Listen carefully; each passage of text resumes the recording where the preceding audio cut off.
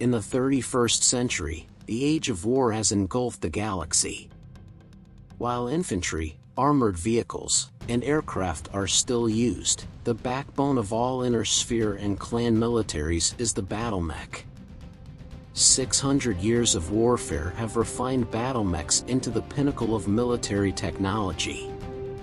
Typically ranging from 20 to 100 tons, they fill many different roles on the battlefield. In this video, we will break down the different classes of Battlemechs and give you examples of each one. All mechs weighing 20 to 35 tons are classified as light. Their skeleton can only carry limited armor, but the higher efficiency of smaller fusion reactors means that light mechs benefit from superior mobility. They are typically fast but lightly armed and armored. These mechs are generally used as scout mechs and anti-personnel units instead of frontline combat duty, but some are designated combat mechs with relatively heavy armament. Their low production cost, high proliferation, and a relatively good supply of spare parts meant that they saw widespread use throughout history in virtually any role. Famous light scout mechs include: the Locust is one of the most common Battlemechs, having been in continuous production since first introduced in 2499. One of the smallest mechs ever built, the Locust was designed exclusively for reconnaissance and quick strike missions, using its speed to outrun most enemies. The Wasp, introduced in 2464, was revolutionary for being the first mech capable of jumping, sporting a prototype jump jet system. Centuries later, it is still considered a valued asset for recon work and is one of the most numerous mechs in existence. The Adder, a light clan omni-mech, serves as a direct or an indirect fire support unit in most configurations. Capable of carrying a relatively heavy weapons payload that can surprise an unsuspecting enemy, even at extreme ranges. And the Raven, a lightweight electronic warfare battlemech, first debuted after the Third Succession War and was one of the first truly original mech designs produced in centuries. Designed around the Guardian ECM suite, the Raven is used to shield allied units against enemy-guided weaponry, targeting computers and communication systems. Medium mechs are the workhorse mechs of most armies. Weighing between 40 and 55 tons, they naturally fall somewhere in between the agile light mechs and the powerfully armed heavy mechs. While matching neither in their respective niche, medium mechs tend to have the best combination between speed, armor, and payload, which gives them unmatched versatility. The fastest medium mechs often serve as command units among light mechs with similar speeds. Better armed than light mechs, medium mechs can often outmaneuver heavier opponents in combat and bring their weapons to bear with better effect, sometimes making them superior combatants in a single fight, given time and suitable terrain.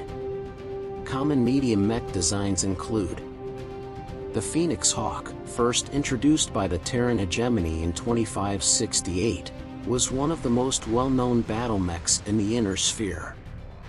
It was designed to have the same speed and maneuverability as the Stinger but with superior armor, firepower, and electronics. The Shadow Hawk is a multi-role battlemech developed in 2550, designed around a powerful fusion of maneuverability and firepower. With a mix of long-range and short-range weapons, good maneuverability thanks to its jump jets, and excellent endurance, the Shadow Hawk has long been regarded as one of the best mechs in its weight class. The Wolverine was developed as a fast-strike battlemech, which could take part in missions requiring speed and firepower but were too hazardous for lighter recon mechs. The Wolverine has since become known for its versatility and is considered a jack-of-all-trades throughout the inner sphere. The Nova is a versatile medium omni-mech capable of acting as the main workhorse design in most forces. It was the first Omni-Mech designed with hardpoints allowing elementals to easily mount and dismount the chassis, which would become standard among future Omni-Mech designs across clan space. The Stormcrow is a widespread, second-generation Omni-Mech fielded by many clans and was especially common during the clan invasion. Because of its mobility, armor, and firepower in its various configurations, the Stormcrow is a feared opponent on the battlefield. Heavy mechs are designed for frontline combat duty and weigh between 60 and 75 tons. They are slightly less versatile and generally slower than medium mechs, but tend to have much heavier armor and weapon payloads.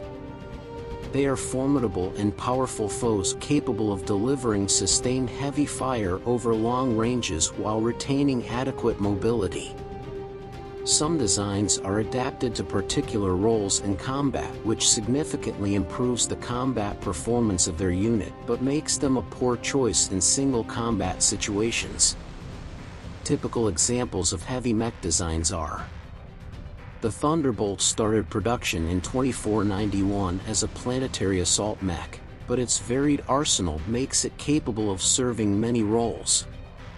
It is also an incredibly well-armored mech, rivaling or exceeding the amount of armor carried by some assault mechs. The Warhammer was developed as a mobile mech with enough firepower to destroy or severely damage any mech of the same weight class or lower. Boasting incredible firepower and respectable armoring, many of the greatest mech warriors in history were Warhammer pilots. The Summoner is a highly effective and reliable heavy Omni-Mech used in various roles, thanks to its balanced mix of speed, mobility, armor, and firepower. The Summoner was dubbed Thor by the Inner Sphere, supposedly inspired by the Norse god thanks to its PPC and autocannon. And the Timber Wolf, arguably the first clan mech encountered by the Inner Sphere, is a heavy Omni-Mech that uses its speed and firepower to engage an enemy at any range it chooses. When first encountered by Inner Sphere forces, the idea that a heavy mech could move so swiftly while being as heavily armed and armored as the Timber Wolf was inconceivable. Assault mechs are the heaviest regular class of battlemechs, weighing between 80 and 100 tons. Some of these huge mechs can mount up to 50 tons of weapons and very thick armor protection. They can project tremendous firepower and perform best as the spearhead of frontal assaults or defending entrenched positions. The trade-off is in speed and maneuverability, as assault mechs are generally very slow. They often require friendly units to protect them from being outmaneuvered. Assault mechs are typically used as command units, heavy assault platforms, and fire support roles. Yet, their prohibitive costs and limited production means they make up only a tiny fraction of all battlemechs.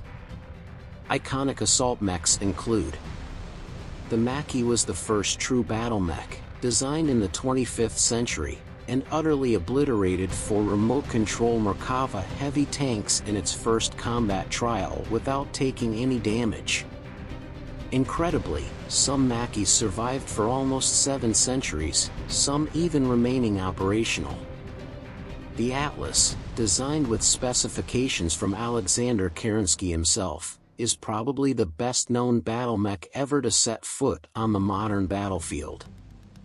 With the most armor of nearly any mech, crippling firepower, and foreboding skull-shaped death's head cockpit, the mere sight of an Atlas is known to make even veteran mech warriors break out in a cold sweat.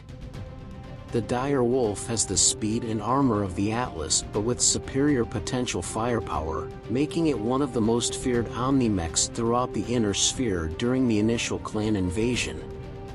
These traits saw the mech christened Great Death by the criminal underbelly of the Draconis Combine, a name that proved grimly accurate time and time again. And the Cyclops began production in 2710 as an assault mech and headquarters unit for Starfleet Defense Force field commanders. With a decent mix of weapons and a sizable engine to keep up with mobile operations, the Cyclops' most significant feature was its advanced electronics, which allowed command up to brigade-sized combat units. And now you know the different classes of Battlemechs in the Battletech universe. We will be going into the different combat roles for mechs in the next video and in-depth breakdowns of individual mechs in the future. So please like and subscribe, so you don't miss out. And remember, MechWarrior: no guts, no galaxy.